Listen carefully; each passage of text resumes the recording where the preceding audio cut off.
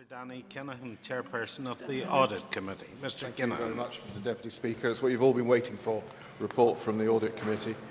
On behalf of the Audit Committee, I wish to confirm that the provision for the Northern Ireland Audit Office in the main estimates corresponds with the amount agreed by the Audit Committee and is laid before the Assembly earlier this year. The current financial climate remains challenging as the reduction in money available for public expenditure in Northern Ireland continues.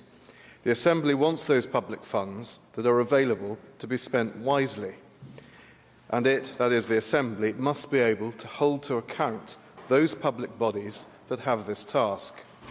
The work of the Audit Office provides the Assembly with effective and truly independent audit assurance in relation to the use of public funds.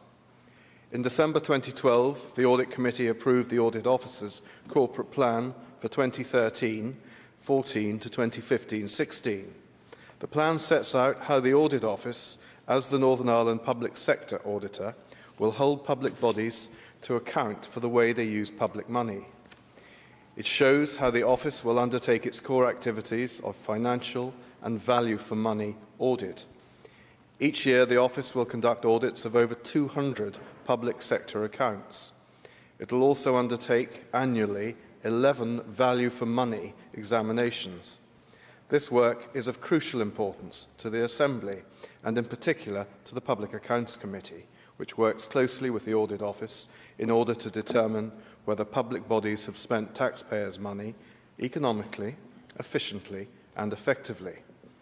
Of course, the Audit Office does not just have a role to play in ensuring that other public bodies use public funds appropriately.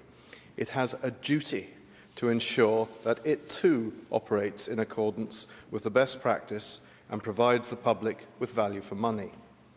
The Audit Committee therefore welcomes the acknowledgement in the plan that the Audit Office must itself maintain the highest standards of propriety and regularity and promote and secure value for money in its use of public funds, while producing quality, value-adding pieces of work. The Audit Office has already secured significant efficiencies and cost reductions in recent years. It has done this without compromising either the quality or the scope of its work. Its plan anticipates a further decrease in cash terms in the net resource requirement during each of the first 2 years of the plan. This is followed by an increase in the third year of the plan. The committee considered the proposed resource requirement in the draft plan and was satisfied that the reduced net resource requirement of 1% in 2013-14 and a further 0.9% in 2014-15, on top of the other efficiencies already made by the Office since 2011-12, was consistent with the overall direction given in the December 2010 by the previous Audit Committee. That committee had agreed that it envisaged the Audit Office reducing its requirement by at least 10% in cash terms by 2014 from 2010-11 baseline. In fact, the Audit Office's net resource requirement for 2013-14, as provided for in these estimates, represents a cash terms reduction of 11.39%, from the 2010-11 figure of 9.4 million. The committee had sought assurance from the Controller and Auditor General that the proposed savings represented the maximum reduction that could be made by the Audit Office, and this is important, while still maintaining the same quality and breadth of the service to the Assembly. Having received this assurance, the committee agreed the 2013-14 estimate, which provides for a decrease in the net resource requirement of 1% in cash terms from the estimate for 2012-13, i.e.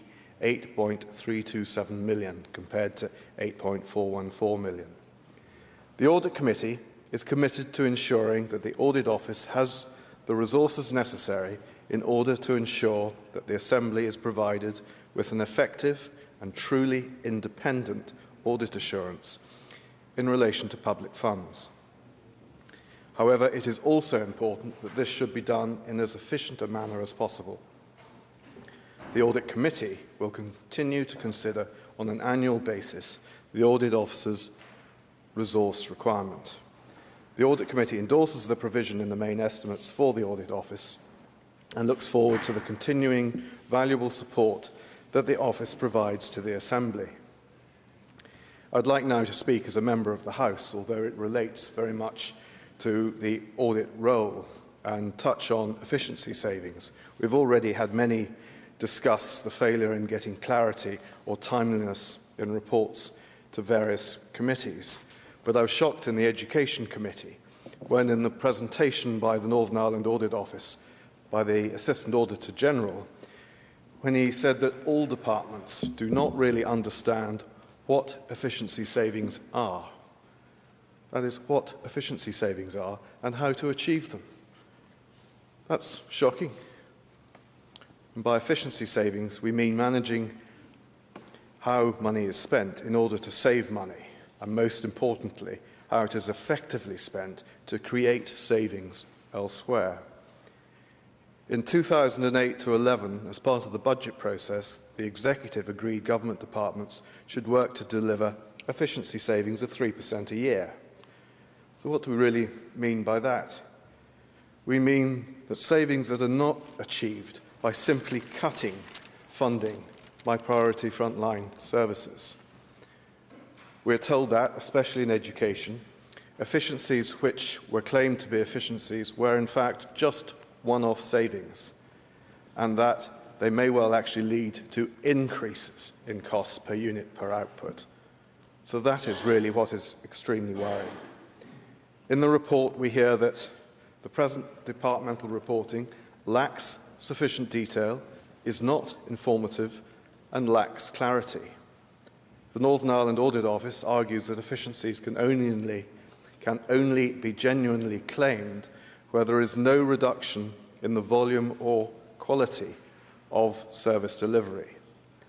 We were told that often there was no information provided on volume of outputs or quality of services, and therefore no informed interpretation was possible. We're governing Northern Ireland with no proper transparency or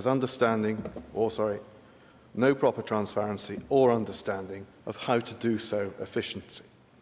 Minister, I hope that you will look at and review what is happening to ensure that all governments fully understand what is meant by efficiency savings and how to carry them out.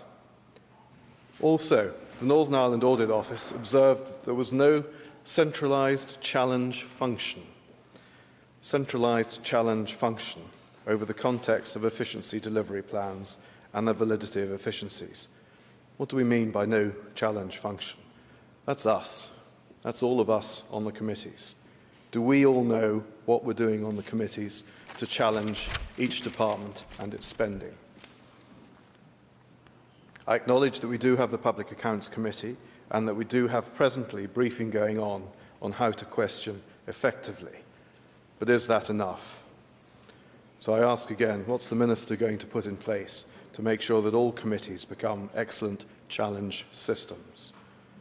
I think it's something that's incredibly important and that we should all be taking on board. We must learn how we all have our role in making this building work efficiently.